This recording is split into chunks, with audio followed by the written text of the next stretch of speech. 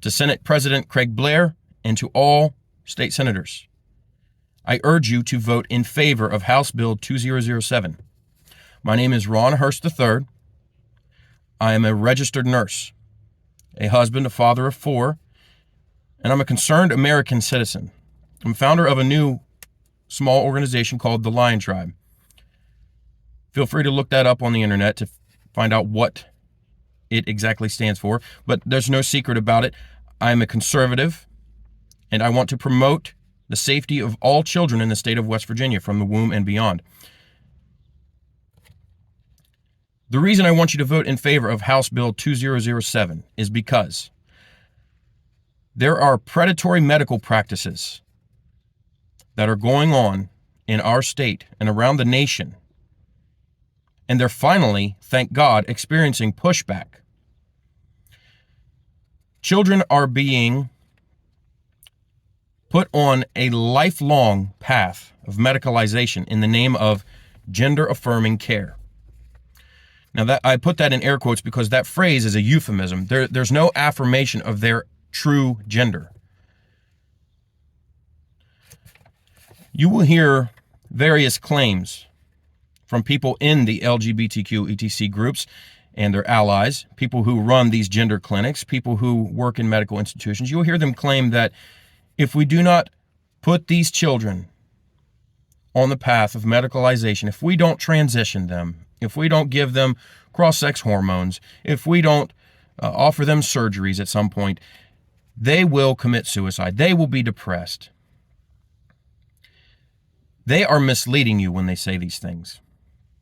You will find that the rates of suicide do not actually reduce over the long term in these groups. They remain the same before treatment and after treatment.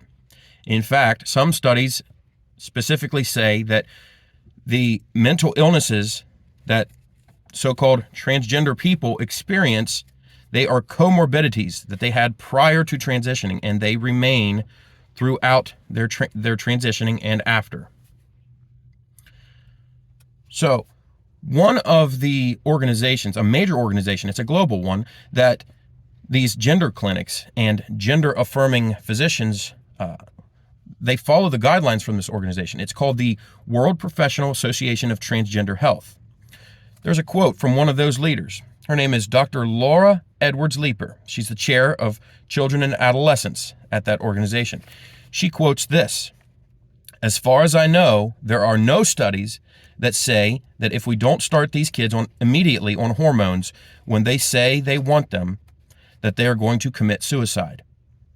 So that is misguided. In terms of needing to intervene medically to prevent suicide and doing it quickly, I know of no studies that have shown that.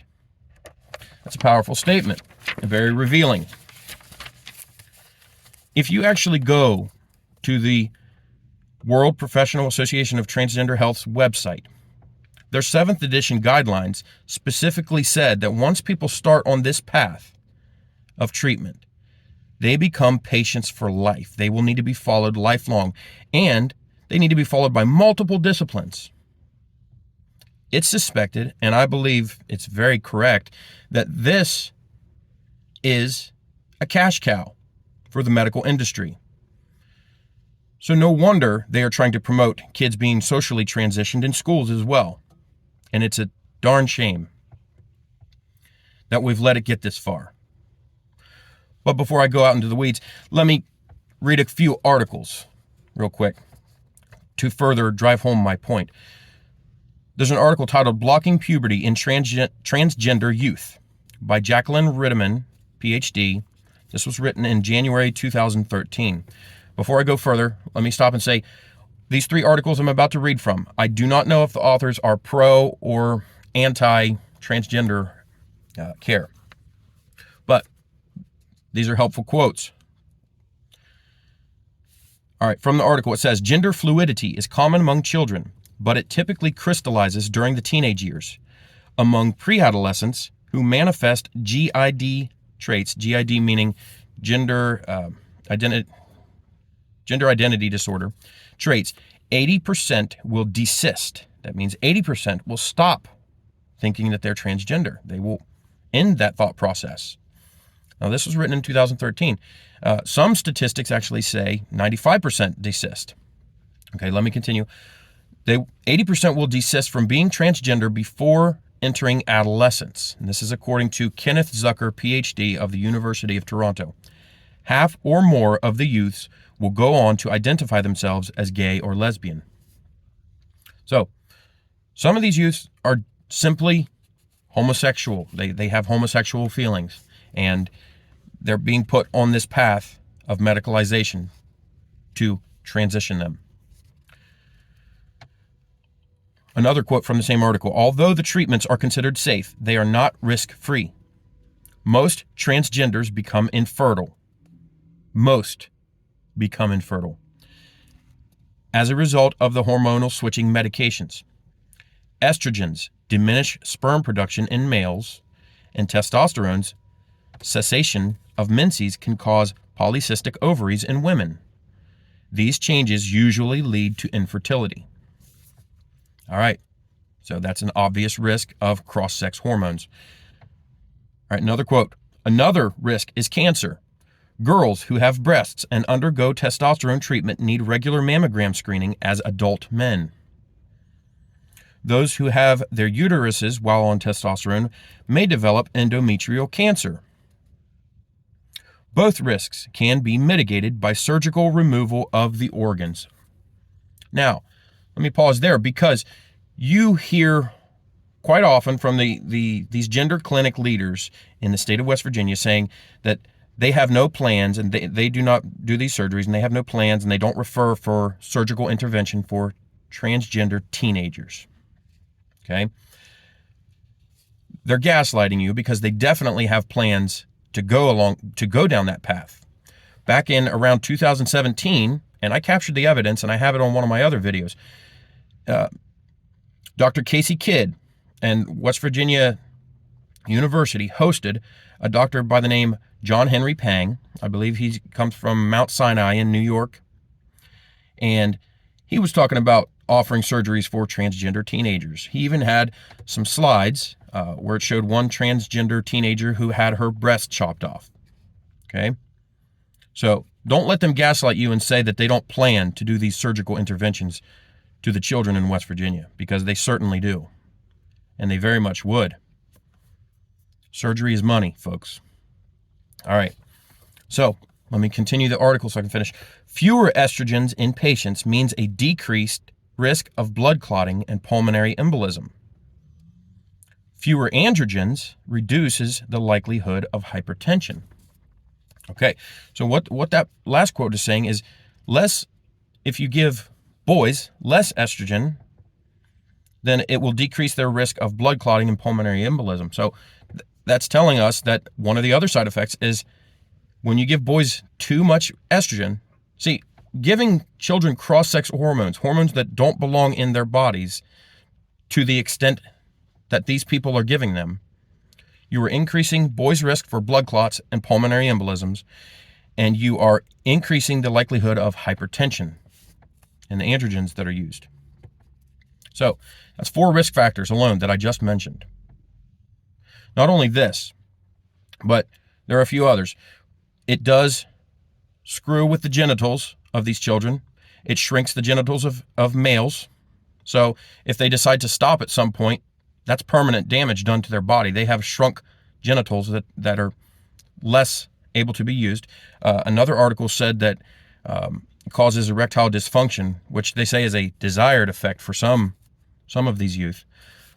But the fact remains, the two that I wanted to point out, we're increasing cancer risk, and we are causing most of them to become infertile by giving them these cross-sex hormones. If you can vote in favor, or you can vote against this bill, which would be in favor of transgender treatment, and live with the fact that you're causing children to become infertile for life and increasing their chances of risk and blood clots, by all means, go through with it and see how your conscience feels. But let me get on to the next article. What are delusions of grandeur? This is by Chani Brucey, and it was medically reviewed by Timothy J. Legg, PhD, PsyD. And I'm going down to the overview section of this article. It says, a delusion is a false belief held by a person. It contradicts reality, or what is commonly considered true. The strength of a delusion is based on how much the person believes it. Specifically, a delusion of grandeur is a person's belief that they are someone other than who they are, such as a supernatural figure or a celebrity. A delusion of grandeur may also be a belief that they have special abilities, possessions, or powers. Types of delusions of grandeur. Any delusion has four main characteristics. The person having the belief believes it to be true, even when the existing norm and other people know it to be untrue. The person having the delusion will not listen to any other viewpoints about the belief and will not consider change when evidence challenges the delusion. The content of the delusion is impossible or implausible. The delusion impacts the person's daily life. Now that's the end of the quotes from that article. And the reason I read from that is because the signs and symptoms of delusions of grandeur are very similar to the patterns that we're hearing about when it comes to these transgender youth, and honestly adults too. They think they are someone other than who they truly are. They think they are someone other than who they were born as. Now, if I were to walk into my doctor's office and suddenly claim to my doctor that I am George Washington, or doctor, I am Napoleon Bonaparte, and I totally am convinced that I am, and I refuse to hear her arguments to the contrary, and I demand that she treat me and call me by that name. It would be immoral. It would be bordering on, if not straight up, malpractice for her to treat me as if I were the person I was demanding her to treat me as. If I were to begin commanding people to follow my orders as George Washington, hey, I'm the president of these United States, and you're going to cross the Delaware with me right now. Anybody who followed my orders, anybody who did what I demanded of them, giving into my delusions, not only would they be just straight up lying to me, but they are exacerbating my mental illness. When you affirm, when you claim that the delusions of a mentally ill person are true, you worsen their mental illness. You lengthen their chances of staying in that delusion and not breaking from it. What people are doing in medicine, in my opinion, is predatory medicine. It is malpractice, in my opinion. They are lying to patients. They are lying to the parents of these children. And they are telling them to affirm these delusions, that they think they are a boy or a girl when they were not born as that gender. This is immoral in so many ways, because when some of these detransitioners, and some of you have probably heard about them, when they break out of these delusions, they realize somebody should have stopped me. Somebody should have told me no. Why didn't they? And I encourage you to look up their stories, because they're heart-wrenching. Giving in to delusions, telling a patient that their delusions are correct, worsens their mental illness. It worsens the impact of their life. And we are supposed to, as people who are in reality, we are supposed to ground them in the reality and bring them back to sanity. That is the goal of medicine. That is the goal of treating mental illnesses. And I'm not even an expert in that. And you can miss me with the whole credentialism where you think that I have to be an expert in psychology or any other aspect of medicine. I'm a critical thinker, as are many other Americans. Let me go on to the third and final article. Body Integrity Identity Disorder by psychologist Elena Sands. Body integrity identity disorder, BIID, is considered to be an identity disorder. That said, it is not included in the main diagnostic manuals of psychiatry and psychology. On the other hand, it's included in clinical literature, and its presence is noted both in the healthcare and scientific fields. Today, here's another quote, I moved on later in the article. Today, it's understood that in this disorder, there's an alteration or dysfunction in the development of anatomical identity. Consequently, the individual doesn't feel satisfied with a certain part of their body and wants to eliminate it. This is the main symptom of BIID, an intense desire or an urgent need to mutilate or amputate a healthy part of the body.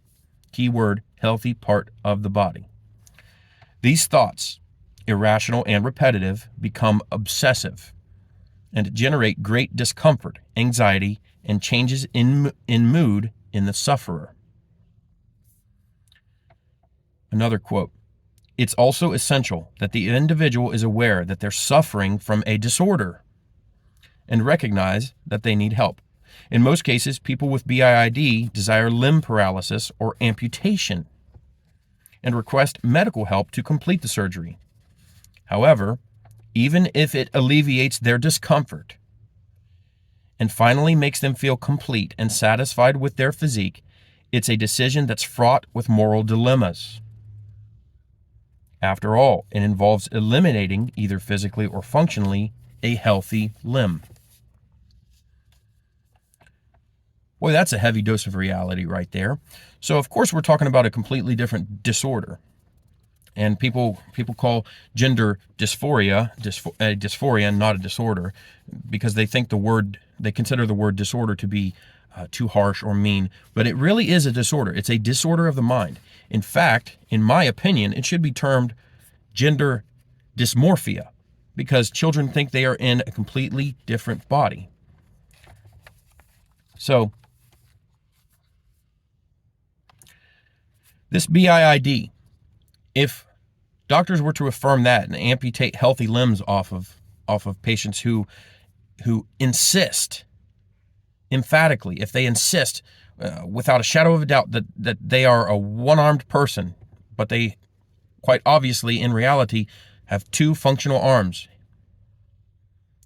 if they insist that doctor amputates that one arm off, that doctor would be evil to go through with that procedure because the patient demands it. Anybody given into delusions and the mental illness of a patient just because they demand it, just because it will make them feel good in the short term, that's predatory medicine, folks. Preying on children, preying on parents of these children who are in mentally vulnerable states. Doctors, nurses, pharmacists, psychologists, social workers, everybody who affirms the mental illness of a patient, these people should lose their licenses. I implore not only for the vote in favor of House Bill 2007, but I look forward to bills being made to where these gender clinics, these hospitals that affirm transgenderism, I look forward to laws being passed where it makes it much easier for people to sue them. Parents of transitioners who might become separated or alienated from their children, and detransitioners. There's a growing number of people who regret their transition. And by God, I look forward to standing right beside them, even behind them, supporting them, advocating for them to bring down the hammer of justice on these institutions and sue them into poverty. And again, please vote in favor of House Bill 2007. God bless, and thanks for hearing me out.